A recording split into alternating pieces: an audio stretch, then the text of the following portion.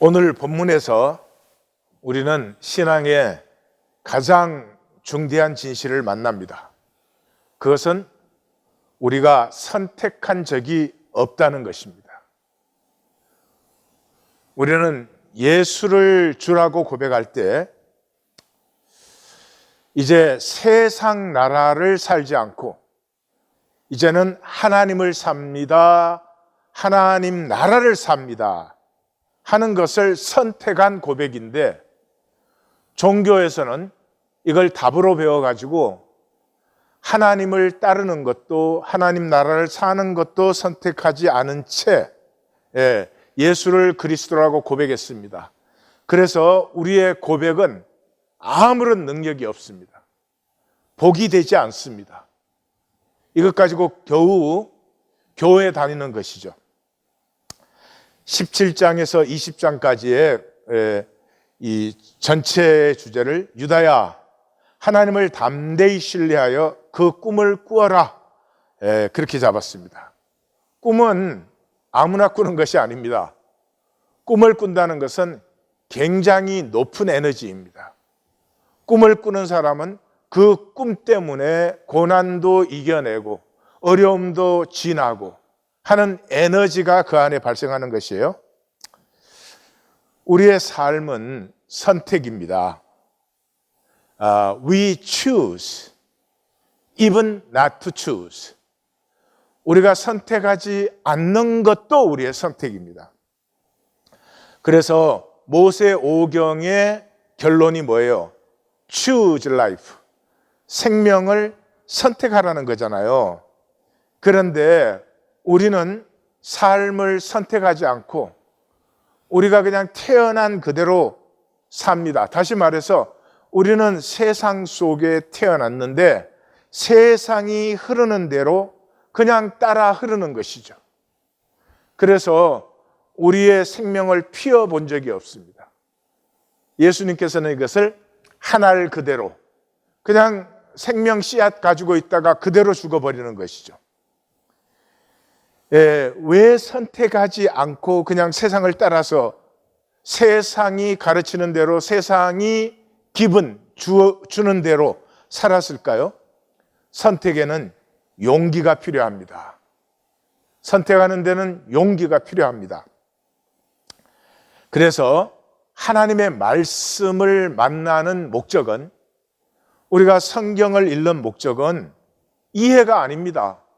이거 아무리 잘 이해한다고 하나님을 따르고 하나님 나라를 살 수 없어요. 말씀을 만날 때 우리는 용기를 얻습니다. 에너지 레벨이 올라갑니다. 꿈을 꾸기 시작합니다.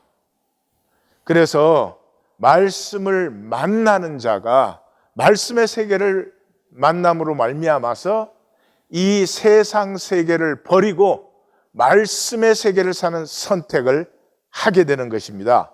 그 핵심을 이제 우리는 17장에서 20장까지 보게 되는 것이에요. 시작이 17장 1절에 3절입니다. 보라, 다메섹과 에브라임의 멸망을. 그러니까 이것은 역사적인 사실이에요. 그 대칭되는 마감도 20장 1절에서 6절이 그 해 사르곤이 아스돗을 취할 때 그 애굽을 의뢰하던 자들은 수치를 당한다. 이것도 역사적인 사실입니다. 그런데 그 안에 세 번의 대칭이 있고 중심이 나오는데요. 이 세 번의 대칭이 우리가 혼란스러운 이유가 이게 사실은 비전이에요. 비전. 우리가 이미 11장과 12장에서 만난 것처럼 비전인데 이게 역사적 사실을 가지고 꿈을 얘기하기 때문에 여기에서 굉장히 혼란스러움이 옵니다. 그러나 사실 정리해보면 간단한 얘기예요. 시작이 17장 4절에서 8절에 야곱의 영광이 새하여 추수 후에 죽을 것 같을 때 사람이 하나님을 찾으리, 그렇게 나옵니다. 여기 사람은 아담이에요. 그러니까 여기에 벌써 창조의 원론적인, 원천적인 어떤 이미지가 나오는 것이죠. 그 대칭되는 19장 23절에서 25절을 보면 그날의 이스라엘이 이렇게 나옵니다. 두말할 것도 없이 멸망한 그 북왕국 국가가 아니고 하나님께서 원래 창조하신, 앞쪽에서 아담은 사람의 원형이듯이 이 이스라엘은 하나님 백성의, 하나님 부르심의 원형으로서 이스라엘이 애굽과 아수르를 거느려 세계의 복이 되고 함께 여호와께 경배하게 된다, 이렇게 대칭으로 마주쳐요. 그리고 그 안에는 이제 구원의 하나님을 잊은 이스라엘과 헛되게 소동하는 열방의 멸망, 이스라엘도 멸망하고 열방도 멸망을 해요. 그리고는 멸망하지 않으려고 사자를, 구쓰는 사자를 보냅니다. 하나님은 이미 기치를 높이시고 나팔을 부셨는데 추수 때까지 잠잠히 기다리고 계십니다. 그 대칭되는 쪽에서는 이제 그런 세상의 그 역사와는 달리 하나님의 그 꿈속에는 보라, 그래서 여기 단락 전반부도 보라, 다베셋과 에브라임의 영광을 이렇게 시작되고요. 후반부도 보라, 여호와께서 애굽에 임하사 애굽을 흔들 때 유다는 애굽의 두려움이 된다. 그래서 애굽이 가나안 방언을 말하고 여호와의 제단을 세우고 경배하고 서원한다. 이런 이 내용이 나옵니다. 그러니까 전반부에서는 역사적 사실을 빗대어서 후반부에 실제로 역사에 이런 것이 이루어져야 되는 것이야. 그러니까 역사가 잊어버린 본래의 역사를 얘기하고 있어요. 그래서 여기에는 그날에라는 말이 10번 나옵니다. 이 단락에서 10번. 우리가 그날에 또 본 거 어디죠? 2장에서 4장, 그죠? 2장에서 4장이 여호와의 날이죠. 자, 그래서 그 중심은 18장 7절에 그때 강대국이 여호와께 드릴 예물을 가지고 시온산에 이른다 하는 것입니다. 자, 이제 시작과 마감이 역사적인 사실이라는 것은 제가 이미 설명을 드렸어요. 다메섹과 그 사마리아의 멸망도 그렇고요. 특별히 20장 1절에서 6절은 이 711년에 아스돗이 반기를 들어요. 아수르에. 그랬다가 사르곤에게 점령을 당합니다. 그런데 705년에 사르곤이 죽어요.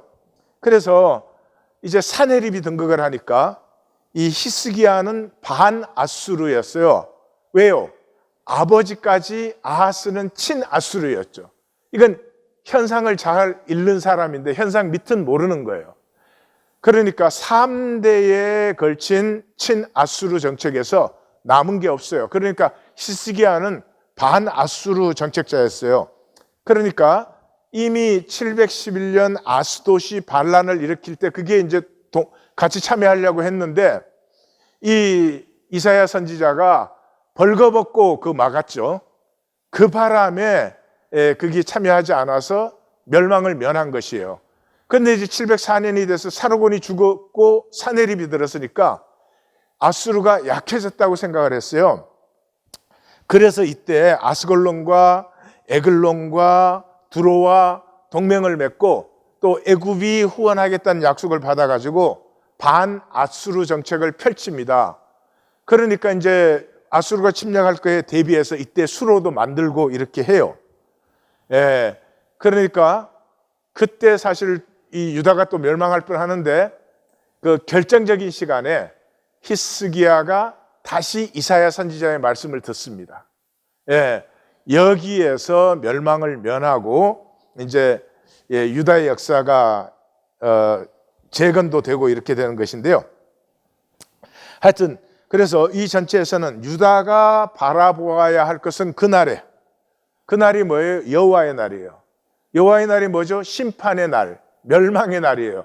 약속을 안 믿는 사람들에게 멸망의 날이에요. 그러나 여호와를 의뢰한 자에게는 구원의 날이에요. 근데 이 시편에는 그날에가 8번 나오고 그때에 이게 단락 중심에서 나오는 것이고 그 해에 이것은 20장에서 그 역사적 사실을 얘기할 때 그 해에 그렇게 합니다.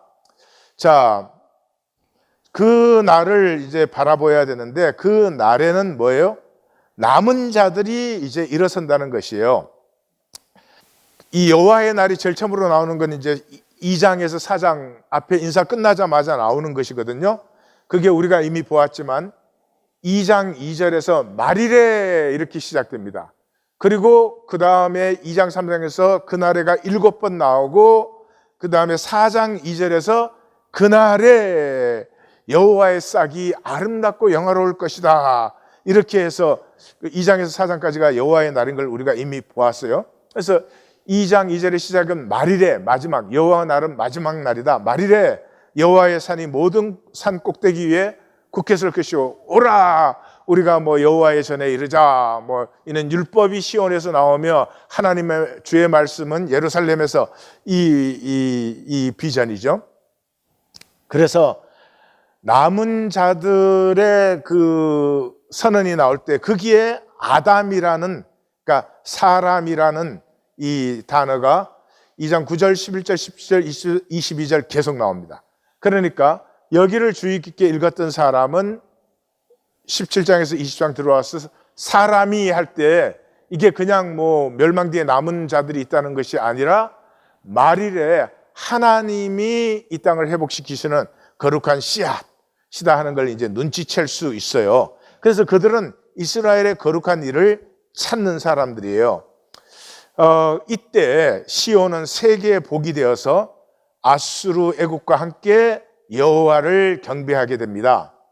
이게 이제 두 번째 비전이에요. 그러니까 첫 번째 비전은 11장 12장이에요. 잘 아시죠?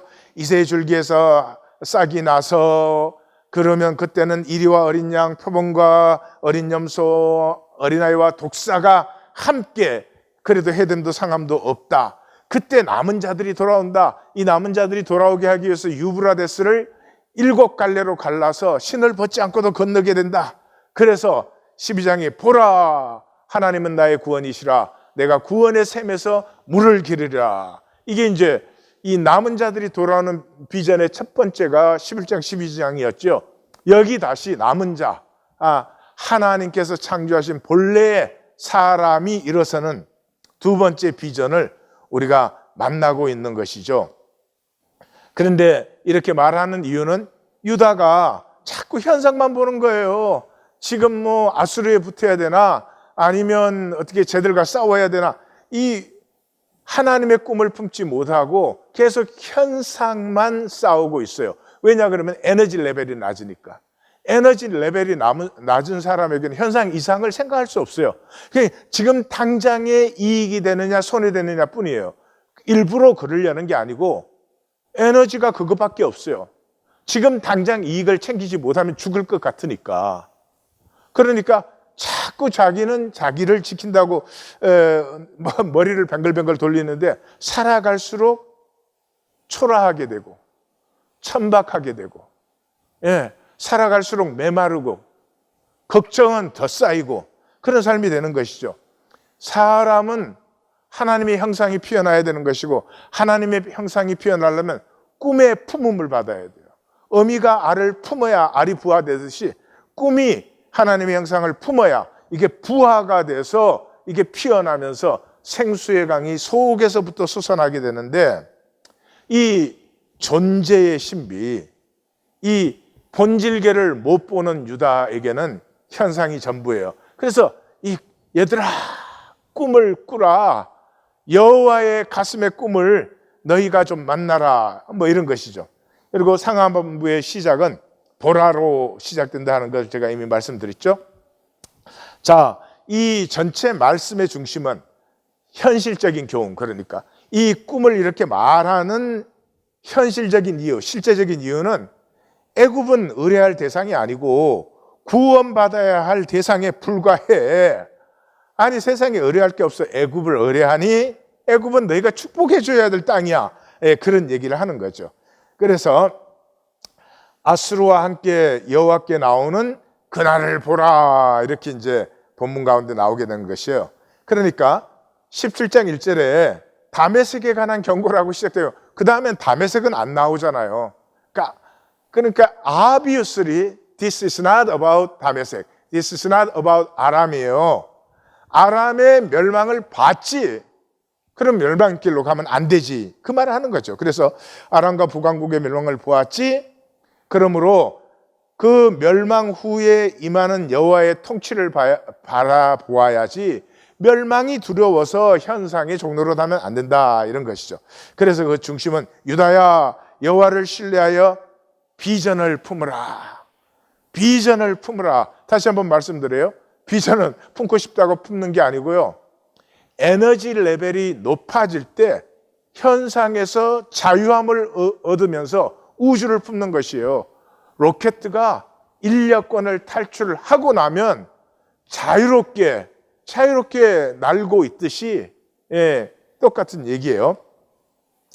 그래서 이미 7장 9절에서 에브라임과 아람의 연합군이 침입한다는 소리를 듣고 아하스가 난리를 칠 때 하나님이 이사야 선지자를 보내서 그거는 걱정하지 마라, 연기나는 두 부직갱이에 불과하다, 이런 말을 하면서 마감이 뭐였어요? 만일 너희가 굳게 믿지 아니하면 너희는 굳게 서지 못하리라. 그러니까 종교는 그냥 믿는다 그러는 거예요. 그런데 생명을 살리는 것은 굳게 믿는 것이에요. 굳게 믿는 것은 뭐냐 그러면 믿는 것을 사는 것이에요. 믿는 것을 사는 것이에요. 살려고 하면 내가 그것을 선택했어야 사는 거예요. 주는 그리스도시요, 이렇게 입술로 고백은 하는데 십자가의 주님을 따르겠다고, 그 십자가를 통해서 이 땅에 임하는 하나님 나라를 살겠다고도 선택한 적은 없어요. 그러니까 nothing happens. nothing happen 정도가 아니지. 종교인이 가장 불쌍한 사람들이에요. 자, 그 다음에 남은 자의 역사죠. 10장에서 20절까지는 두말할 것도 없이, 그날에 이 사람이 아담이다 이미 말씀드렸죠. 그래서 사람이 자기를 지으신 이를 바라보며 이렇게 나오잖아요. 지으신 이 그러면 뭐예요? 창세기 1장이죠. 그러니까 여기 이미 원천적인 역사를 말하고 있어요.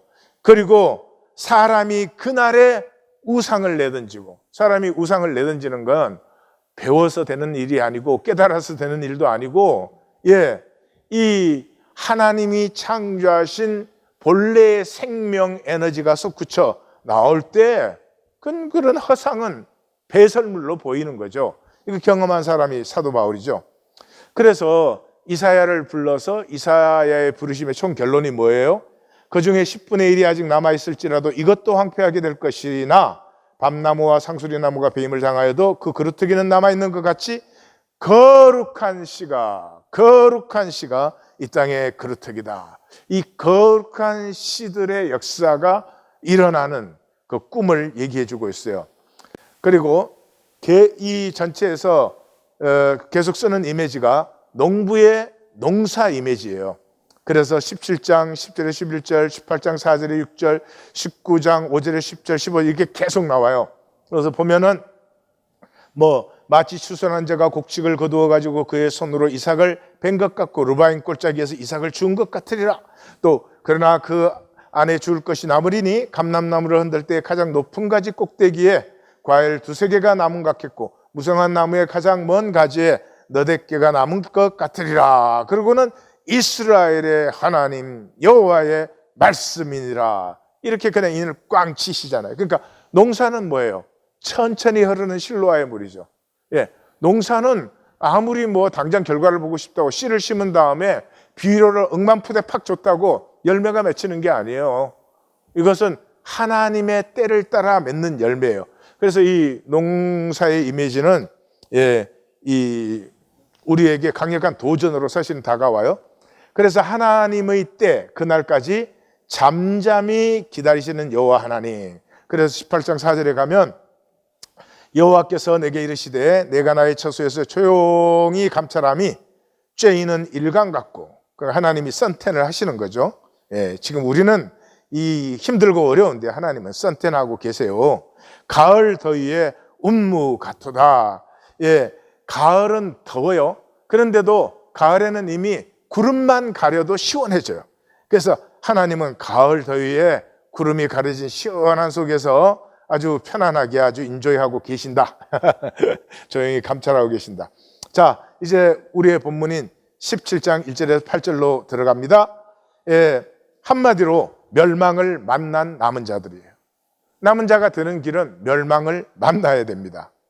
멸망을 만난 사람은 에너지 레벨이 확 올라갑니다.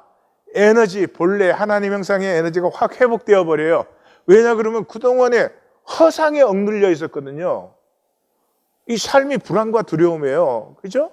돈 떨어지면 어떡하냐고요. 돈 떨어지면, 이게 병 생기면 어떡하냐고. 예? 이 가족이나 자식이 잘못되면 어떡하냐고. 그냥 사는 게 불안과 두려움이에요. 왜요? 허상에 쏘가가지고. 생명이 있는데, 허상에 쏘가가지고. 그래서 이 멸망을 탁 만나면, 멸망에서 만나는 게 이 현상의 허상이잖아요. 이게 다 허상이었어요. 그래서 그냥 에너지가 확 회복되어 버려요. 본래 에너지가. 생수의 강이, 우리 안에 있던 생수의 강이 터져 나오기 시작하는 거죠. 그러니까 역사의 중심 문제는 죽음의 문제예요. 죽음의 문제예요. 이 세상은 그 두 개가 부딪히는 거죠. 마귀가 결코 죽지 아니라 하나님은 반드시 죽으리라. 이 두 개가 부딪히는 거예요. 그러니까 결코 죽지 아니하리라. 이 말씀을 받은 사람은 결코 죽지 않은 현상에 평생 매달려 사는 거예요. 그리고는 참 역설적이지만 그 현상에 매달리는 이유가 죽음을 피하려고 그래요. 죽음을 피하려고 그러는 거예요. 그러니까 반드시 죽으리라를 받은 사람은 죽음을 향해서 사는 거잖아요. 반드시 죽으니까, 내게는 끝이 있으니까 이 끝에 나는 과연 누구가 되는가, 내 삶을 통해서 나는 어떤 존재가 되는가 하는 게 결정되니까 죽음을 향해서 사는 거죠. 그래서 종말적 삶이 되고 죽음을 향해서 살기 때문에 결국 죽음 후에 죽음을 넘어서의 생명을 누리게 되는 것이죠. 그래서 이 죽음의 문제를 가지고 이게 부딪히는 것이 이 땅의 삶이죠. 대부분의 사람들은 현상에 매달려서 평생 안 죽을 것처럼 안 죽으려고 그렇게 살아요. 근데 그게 아무 소용이 없는 걸 아시죠? 자, 1절에 3절은 다메섹과 사마리아의 멸망을 보았지. 근데 그 멸망했다고 끝난 게 아니다. 이 얘기예요. 멸망해서 끝나버리면 그건 상관없잖아요. 그냥 어떻게 살든지 끝났으니까. 근데 끝이 아니라는 거예요. 1절, 다메섹에 관한 경고라. 보라, 다메섹이 장차 성읍을 이루지 못하고 무너진 무더기가 될 것이라. 다메섹은 영원히 멸망을 해요. 그 다음에 아루엘 성읍들이, 아루엘은 유다의 지경들이죠. 유다 지파의 지경에도 있고 러우벤 지파의 지경에도 아루엘이 있고 갓 지파에도 아루엘이 있었어요. 그러니까 어딘지 그 구분할, 아마 세 개를 다 말하는지도 모르겠어요. 유다의 지경들이 버림을 당하나니 양무리를 치는 곳이 되어 양이 눕되 놀라게 할 자가 없을 것이요. 굉장히 재밌지 않아요? 선지자의 아주 위트죠, 위트. 그렇게 바라던 평화가 오는데 왜 왔어요? 다 멸망했으니까. 다 멸망했으니까 이제 문제가 될 게 하나도 없어. 양이 편안히 누워도 그걸 놀라게 할 사람이 없다. 굉장히 이제 조소적인 것이죠. 에브라임의 요새와 다메섹 나라와 아람의 남은 자가 멸절하여 이스라엘 자손의 영광과 같이 되리니, 지금 다메섹과 이스라엘은 멸망했잖아요. 영광과 같이 되리니 만군의 여호와의 말씀이니라. 그러니까 다메섹으로 시작해가지고 슬쩍 이스라엘로 옮겨오면서 지금 얘기하는 건 뭐예요? 유다를 보고 너네도 이 꼴 당하면 안 되지, 그런 말이죠. 그래서 여호와의 직접 개입을 얘기하고 계시죠. 그래서 그날에가 나오는 것도 그 이유지만은, 하나님은 이사야 선지자에 의하면 숨어 계시는 분이죠. 8장 17절에서 이제 얼굴을 가리시는 여호와, 이 이스라엘에 대하여 얼굴을 가리시는 여호와, 45장 15절에는 스스로 숨어 계시는 여호와. 왜냐 그러면 저들이 징조를 안 받았잖아요. 말씀과 징조를 안 받았잖아요. 그러니까 말씀과 징조를 안 받으니까 하나님이 직접 역사하실 수가 없어요. 이미 징조와 계시는 던져졌어요. 이걸 받는 자들도 있을 것이고 끝까지 안 받는 자들도 있을 것이고, 하나님은 결과가 나올 때까지 이제는 숨어서 계시는 것이죠. 지금 그래서 하나님이 숨어 계신다고 해서 영원히 숨어 계신 것이냐? 아니다라는 거죠. 마지막 날, 심판의 날은 여호와께서 직접 개입하시는 날이 온다는 말이죠. 그래서 이스라엘의 하나님 여호와의 말씀이니라. 이렇게 그냥 인을 꽝 때리는 이유가 거기에 있죠. 4절에서 6절은 멸망의 자리에 남아있는 자들. 그러니까 질문해 봐야죠. 나는 죽음 후에 피어난 싹이 있는가? 내가 죽었을 때 현상만 살아가지고 현상이 다 소멸되고 나니까 나는 그냥 하나님 창조하신 하나님의 형상, 겨자씨보다 작은 씨앗 한 알 그대로만 남아있고, 내가 피운 생명이 없다면 영원히 한 알 그대로 바깥 어두운 데서 슬피 울며 이를 갈겠죠. 그러므로 현상 소멸 후에 싹 트어 있는 영원이 내게 있는가? 내가 가꾼 나의 진실이 있는가? 사람은 하나님의 형상이기 때문에 사랑하고 싶고, 용서하고 싶고, 나누고 싶고, 하나가 되고 싶고 하는 것이 다 있어요. 그걸 없앨 것은 아무것도 없어요. 그걸 없앨 수 있는 건 뭐죠? 자기의 거짓밖에 없어요. 그냥 딱 단절된 것처럼 자기 이익만 챙기면서 사는 거죠, 뭐. 여기서 이제 주의할 것은 남은 자가 의와 공로의 사람이 아니잖아요. 성경 어디를 봐도 남은 자가 막 의도 세우고 공로도 세우고 그랬던 사람들이 전혀 아니라는 것에 주의하셔야 돼요. 어쩌면 그랬으면 더 많은 사람이 이 길을 갈 수 있었는지도 모르겠어요. 예수님께서는 마태복음 25장에서 그 결론의 비유에서, 그 양과 염소의 비유에서 그러잖아요. 의인들이 우리가 어느 때 주께서 줄이실 때 먹을 것들이고, 목마를 때 마실 것들이고, 나그네 되었을 때 영접하고, 헐벗었을 때 입을 것들이고, 병 들었을 때 돌봐드리고, 옥에 갇혔을 때 우리가 찾아갔습니까? 우리가 어느 때 그런 적이 없다는 거죠. 그러니까 그때 뭐라고 말해요? 지극히 작은 자 하나에게 한 것이 내 것이라는 거죠. 그냥 이 사람들은 무슨 큰 대단한 의나 공로를 세운 것이 아니라 삶의 길에서 그 아파하고 힘들어하는 사람들을 볼 때 동하는 가슴을 막지 않았어요. 가슴이야 누구든지 동해요. 인간은 동하게 되어 있어요. 그런데 내 계산 때문에 자기 가슴을 자기가 막는 자와, 참 보리쌀 한 알도 나누어 먹듯이 나도 부족한데 그것을 나누는, 이런 일상적인 것으로는 그냥 스쳐 지나가고 마는 우리가 어느 때, 이것이 남은 자의 역사지. 그래서 작고 보잘것없는 사람을 볼 때에 그냥 그거를 못 본 척, 모른 척 할 수 없었던, 자기 진실을 억누를 수 없었던, 그래서 함께 섬기고 나눈 그 사람들이 남은 자들이지 의와 공로를 세운 사람들이 아니다, 이 말이죠. 그래서 4절, 5절, 6절에 나오는 남은 자의 모습을 한번 보세요. 그날에 야곱의 영광이 새하고 그의 살찐 몸이 파리하리니 마치 추수하는 자가 곡식을 거두어 가지고 그의 손으로 이삭을 벤 것 같고, 추수가 끝났어요. 르바인 골짜기에서 이삭을 주운 것 같으리라. 그러나 그 안에 주울 것이 남아있어요. 추수하고 주울 것 주운 뒤에도 주울 것이 남아있어요. 감람나무를 흔들 때 가장 높은 가지 꼭대기에 과일 2-3개가 남은 것 같겠고, 무성한 나무의 가장 먼 가지에 너댓 개가 남을 것 같으리라. 그러니까 추수 끝나고 남은 것처럼 빈약한 남은 자들이에요. 근데 이 빈약한 남은 자들에게 뭐가 피어나죠? 하나님의 섭리가 피어나요. 하나님의 섭리가. 이 하나님의 가슴을 바늘끝만큼 가졌던 사람들, 그게 하나님의 접촉이 되어서 하나님의 무한심리가, 빅뱅은 이게 현상적으로 얘기하면 바늘끝보다 작은 데서 이 어마어마한 우주가 나왔다는 거 아니에요. 왜요? 하나님의 진실은 무한하시니까 끝없이 생수의 강으로 솟아나죠.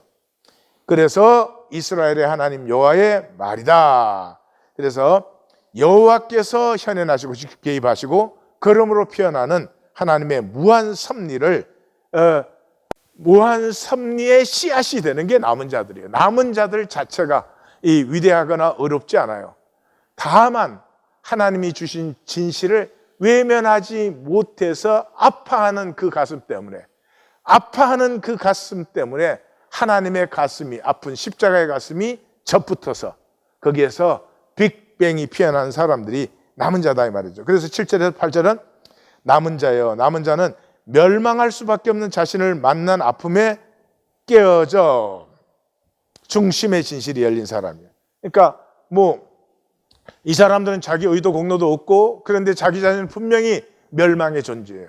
그래서 하나님을, 구원을 바라볼 수밖에 없는, 근데 구원을 바라보아도 자기가 할 수 있는 게 아무것도 없어서 깨어진 가슴, 아픈 가슴, 그곳에서 에너지가 솟아나요.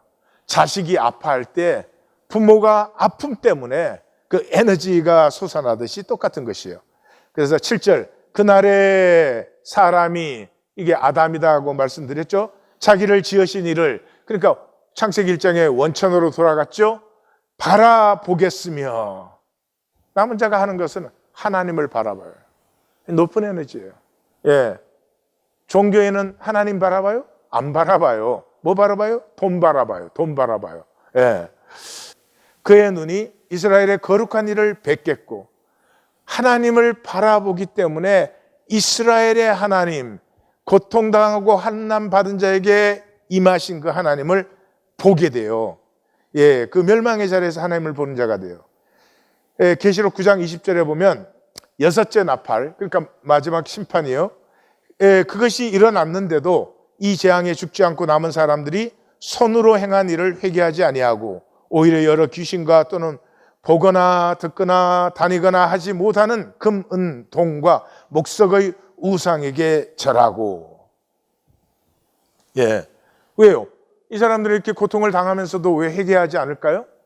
예, 회개한다는 것 자체가 굉장히 높은 에너지예요. 이 하나님을 바라보는 것이 아무리 하고 싶어도 되는 일이 아니에요. 이 에너지가 낮은 사람들은 어디에 매달리죠? 현상에 더 매달리죠. 당장의 상황이 모든 것이죠. 이게 막 죽고 살고의 문제죠. 죽고 살고의. 그래서 회개를 안 하는 게 아니고요. 그냥 그 현상에 사로잡혀 버리는 거예요. 현상에서 헤어나올 만한 에너지가 없는 것이죠. 그래서 8절, 자기 손으로 만든 제단을 바라보지 아니하며 자기 손으로 손가락으로 지은 아세라나 태양상을 보지 아니할 것이라. 예, 이 마찬가지예요. 에너지가 높으면 이렇게 천박한 것 보지 않아요. 그런데 에너지가 낮으면 천박한 것밖에 안 보여요. 예, 누구 핸드백이 더 비싸요? 이렇게 되게 잘 보이는 사람이 있어요. 예, 그 잘 보는 사람들은 좀 위험한 줄 아셔야 돼요. 이게 뭐 명품을 잘 알아보는 게 아니에요. 예. 인간 개임의 그 헛된 허상을 버리고 생명의 실제로, 7절, 8절에 생명의 실제로 들어간다. 이걸 이제 정리해 보면 이런 얘기예요. 세상은 인간 게임이에요. 세상은 인간 게임이에요. 그런데 인간 게임은 뭘로? 돈으로 사는 것이에요. 그것을 하나님은 정죄하지 않아요. 당연히 돈으로 사는 것이죠. 그런데 이 성경 전체가 말하는 것은 딱 한 가지죠. 선택할 수 있다는 거죠. 왜요? 우리 안에는 하나님의 형상이 있기 때문에. 예. 그 선택할 수 있다는 말은 다른 말로 하면 우리에게는 두려움이 있어요. 예. 우리는 두려워할 수밖에 없어요. 왜냐하면 우리는 피조물이거든요. 피조물이라는 것은 한계적인 것이거든요. 그러니까 두려움이 있을 수밖에 없는데 이 두려움의 존재로 이 세상을 살아가면서 가장 중요한 것은 우리가 하나님의 형상으로 창조되었기 때문에 선택할 수 있다. 선택할 수 있다는 것이에요. 그래서 이 세상에 선택하지 않으면 저절로 뭐예요? 돈으로 사는 세상을 살게 되죠. 예. 그 돈으로 사는 그 현상을 살면은 정신과 물질이 다 메말라요. 예. 돈으로 살았더니 돈이 뭐 풍풍 막 무제한 들어오더라 이런 거 있어요? 없어요. 그런 거는. 그리고 종노릇뿐이에요. 종노릇 한다는 말은 살고 싶은 삶을 살지 못해요. 돈으로 살고 종노를 하면서도 정말 원하는 건 뭐예요? 내가 나누고 하나가 되고 함께 기뻐하고 아픈 자리에 위로와 격려가 되고 그걸 살고 싶죠. 예. 그러나 그 삶은 결코 살지 못해요. 예. 그런데 그게 당연한 세상의 삶이에요. 현상의 삶이고 혈육의 삶이에요. 거기에서 하나님을 선택하는 사람들이 있어요. 하나님을 선택하는 사람들. 하나님을 따르고 하나님 나라를 살기로 선택한 사람들은 이 두려움이 돈을 섬길 때는 억눌림이었어요. 돈을 섬긴 자는 억눌려요. 삶도 몸도 마음도. 그런데 똑같은 두려움이 하나님을 선택하면 경외함이 돼요. 하나님을 경외함이 돼요. 그래서 이 경외함이 열리면서 사람은 자유해집니다. 자유해져요. 자유하다는 말은 진실을 산다는 말이에요. 예, 내가 살고 싶은 그 삶을 사랑하며 나누며 하나가 되는 그것을 살 수 있게 되는 것이죠. 그런데 그렇게 우리가 선택하지 못하는 대부분의 사람들, 특히 종교에는 선택하지 않은 사람들이요. 이 선택하지 못하는 이유가 뭐냐 그러면 엄청난 두려움 때문이에요. 두려움. 그 권구현 잘 못 들어보셨죠? 이 1920년대에서 30년대 작가입니다. 우리는 교과서에서밖에는 이때 문학을 알지 못하니까 뭐 최만식, 김동인, 김유정 이런 분들만 알죠. 그 동시대에 굉장히 명망 있는 작가였습니다. 그분의 폐물이라는 오디오를 잠깐 들어보겠습니다. 내 눈에 안 보이게 된 그때부터 나는 기억에서부터 아주 그를 쓸어버리고 말았었다. 아니, 시골댁은 어딘데 여기서 이런 참혹한 고생을 하고 계시오? 그는 얼빠진 사람처럼 나를 물끄러미 바라보고 있다가 다시 입을 열었다. 시골이 어디 있습니까? 내외라고 명색해가지고 새빵살이로 돌아다니다가 내가 이 지경이 되니까 계집이라는 것은 달아나 버리고, 그러니 병신 몸이 벌지 못하고 죽기 전에야 이 노릇밖에 할 것이 무엇이 있습니까? 일가 친척이야 시골에 있다고 하지만 내 것 없는 이 몸이 이 지경이 되어가지고 찾아간들 하루 이틀 말이지 누가 반기겠습니까? 어느 누가 빌어먹기를 좋아하리까만 내 것 없고 벌지 못하니 목구멍이 포도청이라 어찌합니까? 후, 아직도 다 안 들어왔습니다만 애 어른 할 것 없이 6, 7인이 이 움막 속에서 사나 모두 나와 비슷비슷한 팔자를 타고난 병신들 뿐입니다. 그의 목소리는 무한히 침착한 듯 하면서도 말끝만은 연해 떨리는 듯 하였다. 그러면 더벙이는 어디가 병신인가? 하는 생각도 없지 않았으나 나는 더 물어볼 필요가 없다는 듯이 얼른 생각을 돌렸다. 대체 이놈의 세상이란 몇만 층이나 되느냐? 나보다 더 기구한 운명의 소지자는 없으리라고 생각을 하였더니 내 밑에도 또 있고 또 있으니, 아니다. 나도 미구에 이네들과 손목을 같이 끌고 다니게 될 것이다. 없는 사람은 나뿐만 아니라 누구나 다 같이. 아, 세상이란 참으로 알다가도 모를 것이다. 사람을 몇 푼 못 되는 돈으로 소나 말처럼 휘자들어 부려먹다가도 어디가 부러지거나 병신이 되어서 다시는 부려먹지 못하게 되면 그대로 내쫓아버리고 만다. 아니, 소나 말은 부려먹다가 못 부려먹게 되면 잡아라도 먹거니와 사람 못 부려먹게 된 것은 쓰레기통에 쓸어넣는 진개와 같이 취급을 한다. 인간의 폐물은 저 우마만치도 못 여기는 것을 이놈의 세상이 만들었다. 아, 돈. 이놈의 세상 돈. 대체 이놈의 세상. 이놈의 돈을 소나귀에 놓고서 흔드는 놈은 누구이며 그 밑에서 목을 잘려 끌려다니며 짓밟히고 씹히는 놈은 누구인가? 뼈가 빠지도록 일하던 놈은 굶어서 죽고. 그렇다. 빌어먹기뿐이랴. 될 수만 있으면 무엇이라도 해서 먹고 살아야 한다. 최후의 심판이 있기까지. 이렇게 생각을 하며 그네를 바라볼 때에는 도리어 나보다 달관한 선배의 느낌이 있는 듯하였다. 예, 이 주인공이 신문 배달을 해서 엄마와 여동생 세 식구가 한 달 30원의 월급으로 먹고 살아요. 그런데 1924년 12월 31일 마지막 날 배달을 마치고 나니까 밤 11시예요. 다른 때는 6, 7시에 배달을 마치는데 그때는 신년 특집이기 때문에 신문이 3배로 더 많고 3배로 더 무거워요. 그래서 그걸 막 땀을 뻘뻘 흘리면서 다 돌리고 나니까 밤 11시예요. 그 11시에 월급을 받으면은 자기가 그중에 조금을 씁니다. 그래서 술도 한 잔 마시고 이 돈이 없어 장가를 못 가요.